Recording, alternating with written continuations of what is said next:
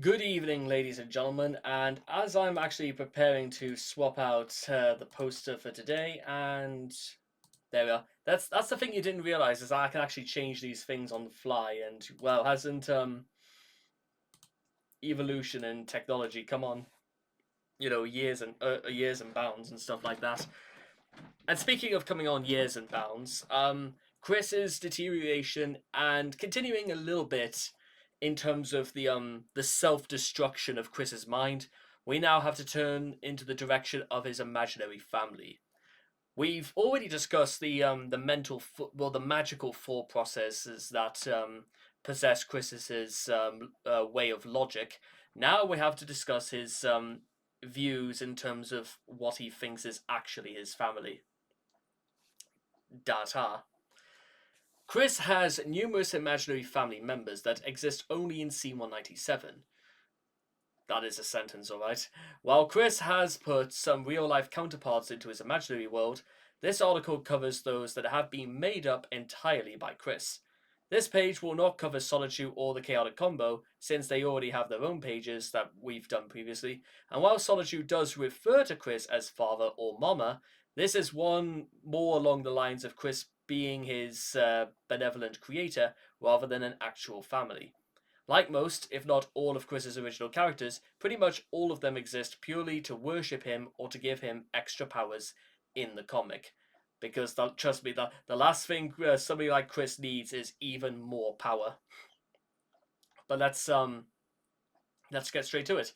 Cherokee clan leader, who for some reason looks like a spoon. Really, look at that. What is that? Get me in that.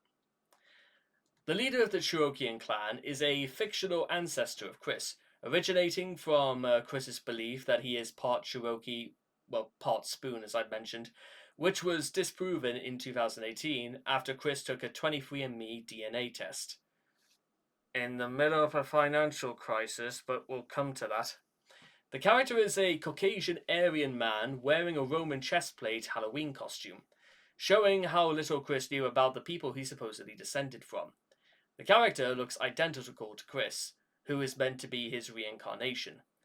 He first makes an appearance in episode 7 of Solitude Issue 2, introducing himself as Chris's ancestor, tells him to kill Count Graduan, and gives him his Solitude powers. Then, of course, you have Chris's alleged twin sister, Crystal, which there's so little of worth when it comes to Crystal, apart from, well, it's just Chris with drawn to be female. That's all you need to know. Moving on, Paddy Chan. Paddy Chandler, from the 17th of March 1988 to the 27th of June 2006, was Chris's childhood dog, a Beagle Spitz mix who was put down in 2006, then brought back as a character in Quickville. Paddy grew up with Chris and was the closest thing he had to a sibling, since his half brother wanted nothing to do with his family. But in a phone call with Clyde Cash, Chris compares the death of Clyde's brother to the death of Paddy. Offending Clyde, Chris defended this by stating that Paddy was like a sibling. Chris brought Paddy back to life in Solitude 6 as Paddy Chan, a character created by Megan Schroeder, to help Chris cope with the loss of his beloved pet, where she somehow gained the ability to walk, talk, and apply for welfare in Quickville. Wonders. I'm surprised Chris didn't think to lock her up in a super kennel while we're at it. Solitudes and Rose Chews. Sonichu. I will, thank you, father. Being Sonichu's creator, Chris is established as a fatherly figure towards Sonichu, and even has his creation call him father in the comics, despite there being no relation between the two nor an origin story for how they met. In real life, whenever Chris is possessed by Sonichu, he refers to himself as Mama, and when redrawing his cover art for Sonichu Issue 0 HD, he made Sonichu call him Mother to match with his current female pronouns. Unfortunately, for those who care, this relationship would become much more disturbing later down the line, with Chris performing several sexual acts on him due to the influence of the trolls, most notably the Idea Guys, which includes, but not limited to, well, um, how best can I describe it?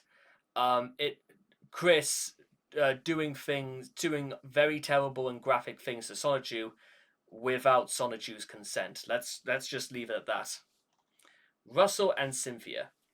Back in human form, she extracted some of her essence, then in female Sonichu form, and then she shot her essence up herself. Her description, not mine. After that, when she tried to transform back into human, she could not. She was stuck in her Chris-chan Sonichu form. Then, between Magi-chan and the examinations at the hospital, she was knocked up for sure. Yeah, it's in conception, and you know what? The ability to produce offspring is such a wonderful, wonderful thing. Until Chris arrived. Russell, Sonny, and Cynthia Rosie are Chris's fictional Sonny and Rosie children. After Chris's Sonichu form became female to correspond with his newfound female identity, Russell and Cynthia, hang on, he got the notion to use his own semen to impregnate himself, thus conceiving Russell and Cynthia. Miraculously, neither of the twins emerged as hideous mutants, and Chris proudly insists that they're completely autism-free. Hooray, I guess. I don't know. This little experiment behind him, Chris shoved them off to Heather Iglesias, claiming to visit them every now and then. Mother of the Year. They are first seen in Sonichu issue 12, attending the Quickville Pride Festival with their lesbian nanny. On catching sight of Chris, they immediately run up and cling to him, telling him they miss him. Chris gives them a dismissive "ah" before coldly allowing Heather to take them away. Yeah. Again, Mother of the Year material right there. Chris described the conception again in 2020. She did the thing from between her old cock and moving the spunk into her vag, and had to stay stuck in Sonichu form until Russell and Cynthia were born for a few weeks. After that, she went back to her human form, and she had to go through the similar quick process that Roberta went through. But the estrogen was coming in quicker with C-chan, since her old form was now female. I don't know, and I don't care. Meanwhile, Reginald Chandler. Alternatively, if I have a boy as well, I would name him Reginald. That was not a dream thing, though. I've had a past internet gal pal who would have likely become my girlfriend after she got here from her native land of Australia after finishing college there with a teacher degree. We role-played a family day with the children, and she chose the name of Reginald for the boy child. Reginald Chandler is Chris's imaginary son, and brother to his fictitious daughter Crystal, possessed here by this blue Lego brick. He pees on the ceiling. He is briefly mentioned in chats with Panda. His origins seemingly begin with Panda Halo and her discussions with Chris about the married life they will have in the future. As for Chris, a single date will inevitably lead to a long and happy marriage. Considering what Chris has said before, when in terms of first and second base, I'm surprised it literally got. He was even asked to batter up. Let's put it like that. Although Reginald has been mentioned several times in conversation, he is nothing in comparison to his younger sister in Chris's eyes. Reginald has no persona in the comics, except possibly as Reginald Sneasel, and has never appeared to Chris in a dream. Since the untimely death of Panda Halo, Reginald has not been mentioned outside of direct questioning and a recent video. Although it is likely that Chris will still name his hypothetical firstborn son Reginald all the same. Lord knows how Chris would react if Reginald was the older and possibly his only offspring. Reginald was featured in the Playing House video where Chris pretends Jackie is the mother of his children. This time, he was depicted as the younger brother to Crystal. While Crystal can write in a diary despite being in preschool, Reginald was mitigated to speaking only in baby babble. The only interaction Chris has with him is complaining about cleaning up the mess he made in the bathroom, changing his diaper, mentioning that he threw up several times during dinner, never stopping to wipe him off, apparently, and demanding he stay quiet for the night so he can, bang his wife in peace. Yeah, the last time I ever saw a wrong-on sentence, what was it? Oh yeah, it was the movie Antichrist. Yeah, have you guys ever seen the movie Antichrist? Well, I haven't, but I heard disturbing things that happen in it, so let's just draw a veil and move on. It's interesting to note that Chris mentions that Reginald sits in a booster seat, not a high chair. While it's likely Chris doesn't know the difference, it also implies Reginald is big enough to be a toddler. Being a toddler who can only speak in gibberish suggests he inherited a lot from his father. In April of 2019, future message from Crystal W. Chandler was uploaded to YouTube, uh, purporting to depict a visit from a time-traveling Reginald. Then, of course, you'll have Chris. We will do sort of like an article when it comes to Chris's offspring, but let's move on to whatever this is. Could Chris actually have a child? Maybe. Although it would probably require a fair bit of luck, and the kid is likely to come out being, well, I wince at that phrase a lot. Anyway, prior to becoming transgender, Chris's chances of conceiving his God-given daughter were extremely slim, but not impossible. It was at least possible for him to impregnate a woman. However unlikely, that would have been owing to obesity's effect on fertility, and rather more pressingly, actually finding a willing female. However, once Chris began using HRT in sessions, Chris destroyed what fertility he once possessed, rendering the odds of actually conceiving a child at near 0%. While he is on the medication, we can't quite be sure if he is taking it regularly or in the right amounts.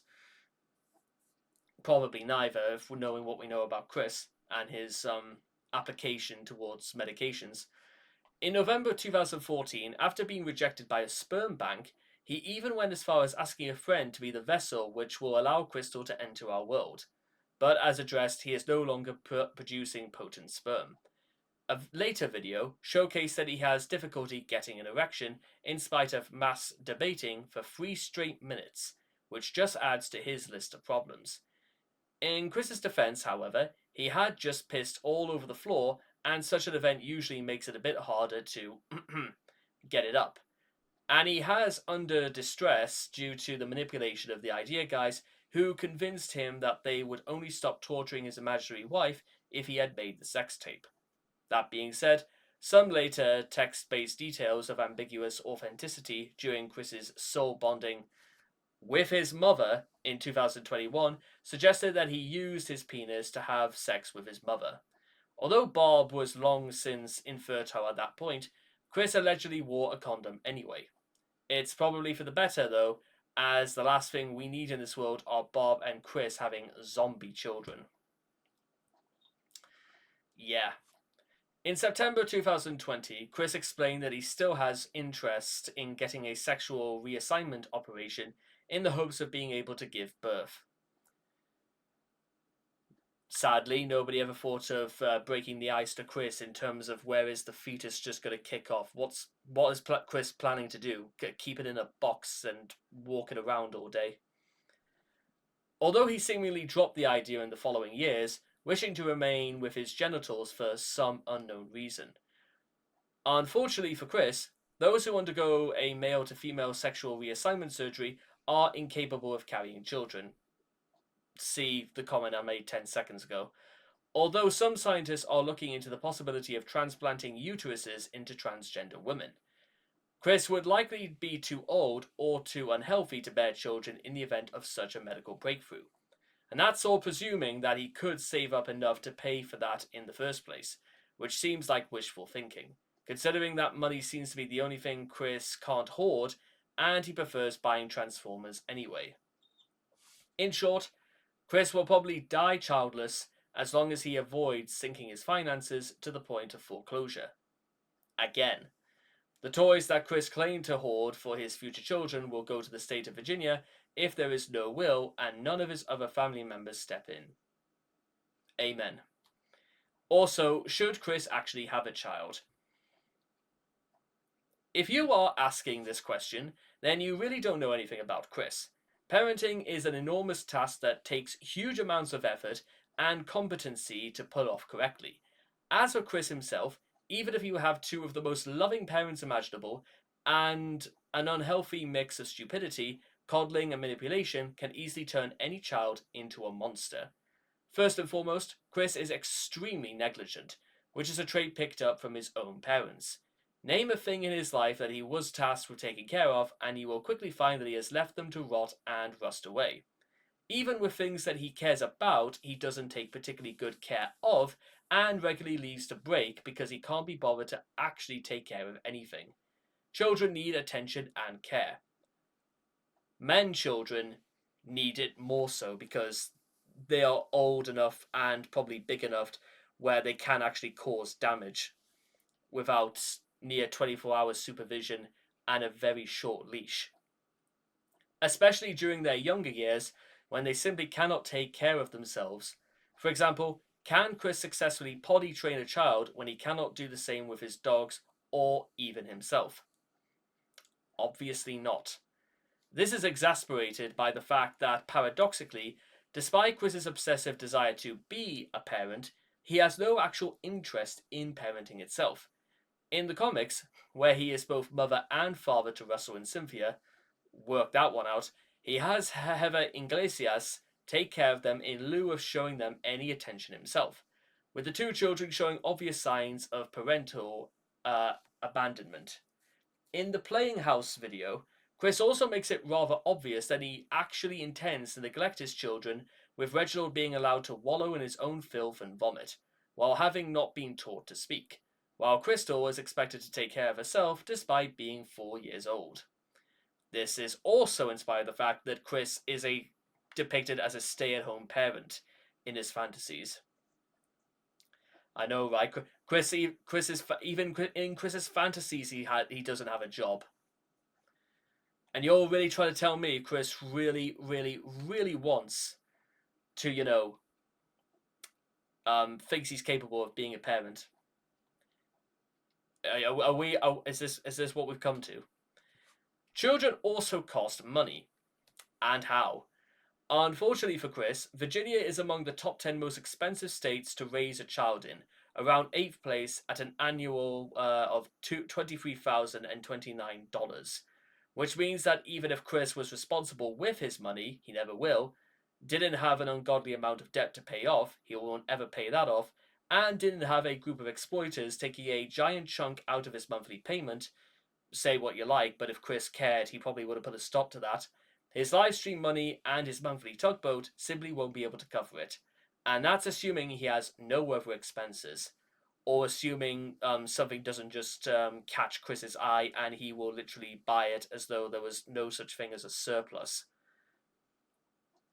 Which is funny because Chris doesn't really believe that his money is a surplus either. He thinks that it will just always exist, so you can never have none of it at all.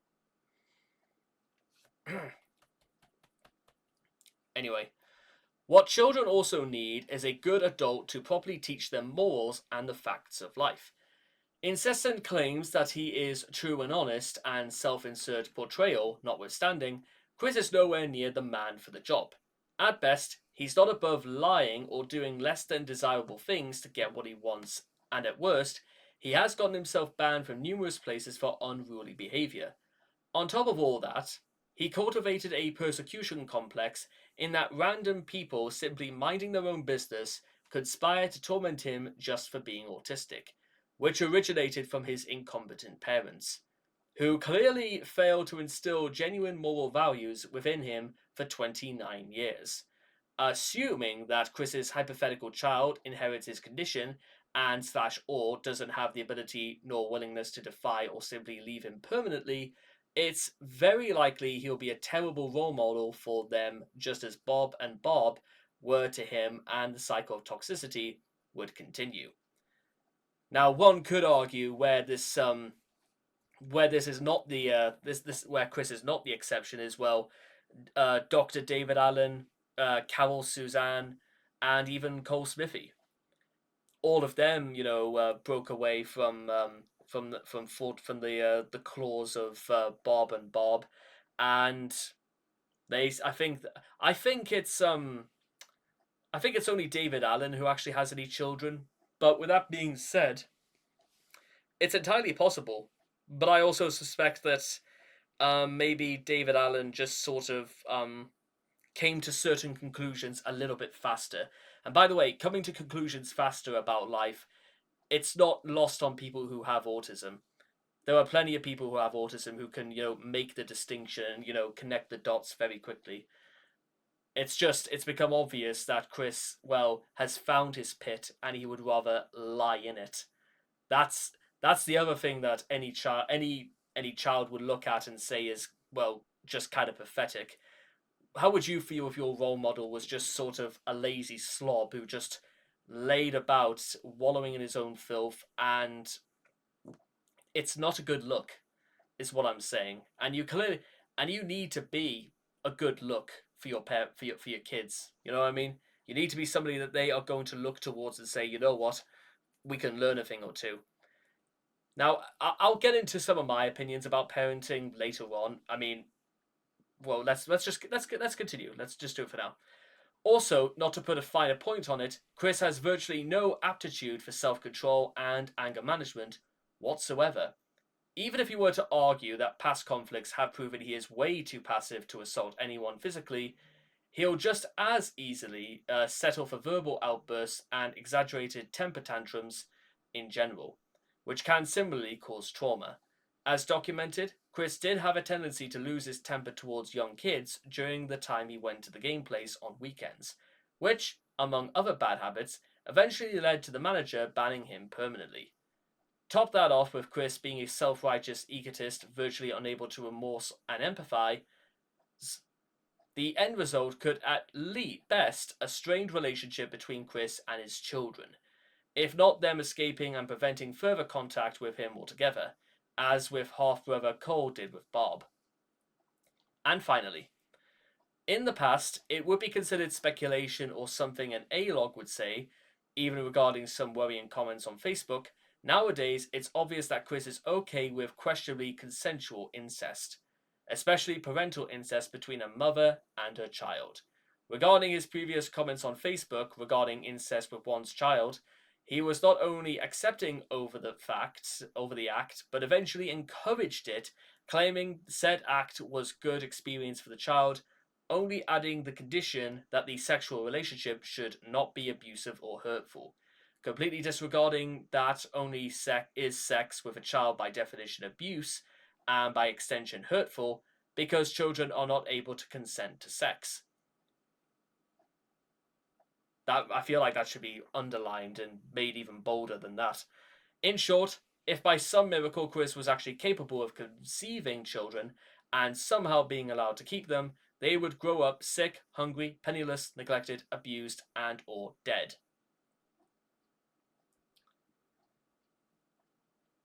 So after all that, I'll just say, I'm well. Only thing I'm going to say is that, well, considering that I don't think Chris has these desires for to have children anymore, all I do want to say for now at any rate. But I will say this: I don't have any kids, and quite frankly, I'm actually not really planning on having any children anytime soon. Because, well, even though I can take care of myself right now, financially, it's probably not the best idea. Forget about forget about the fact that it's in the state of Virginia, and I obviously don't live in Virginia. What I want to add just before we leave is that, in my opinion, the most important thing to teach a child in their early years, and this is just purely from passive observations and, the fact that I was once a child myself, is to teach the child the difference between knowing and understanding. To teach a child to understand things about the world, like basic mathematics, how to read, how to interpret things, how to love, how to care, how to behave, and stuff like that in the real world. And for a child to know why we need to understand these things and what else is there in the world that we need to know, things that will stay with us and we will apply every single day for the rest of our lives. Now, in my opinion, if a parent or a school or anything like that failed at teaching children these things, I think everybody fails, and it would be the sort of after effects is almost indescribable. But then again, there are loads of children out there who are born in very, very unfavorable circumstances. There are loads of people out there who come from fantastic homes and through their own actions, they completely jeopardize their future for even one moment of doing something incredibly stupid. However, they will be looking to Chris almost immediately if let's say Flutter was really pregnant and it meant that Chris would be a father. And with Chris's track record, I suspect that social services will be at least one step behind Chris, watching his every move and then ready to strike when things immediately look suspect. Because do you think Chris could imagine? Could you imagine one for 1 minute Chris would actually be smart enough to watch his step, especially if he had that responsibility as a parent? For some reason, I doubt it. And let's bear in mind, guys, Chris has not worked for nearly 25 years. Where's the money going to come from? And basically, as far as a real family is concerned, I don't think Chris has even the slightest of chances. When it comes to his imaginary family, I think this is for Chris. I think it's about as good as it's ever going to get. Very sad, I know, but let's be real about it. And the thought of Chris having the responsibility over his own offspring is, well, almost terrifying if we're going to get serious. But there we go. That's enough. That's enough talking about Chris for one day. So, with all that being said and done, I will see all of you guys again at the next station. So, all aboard!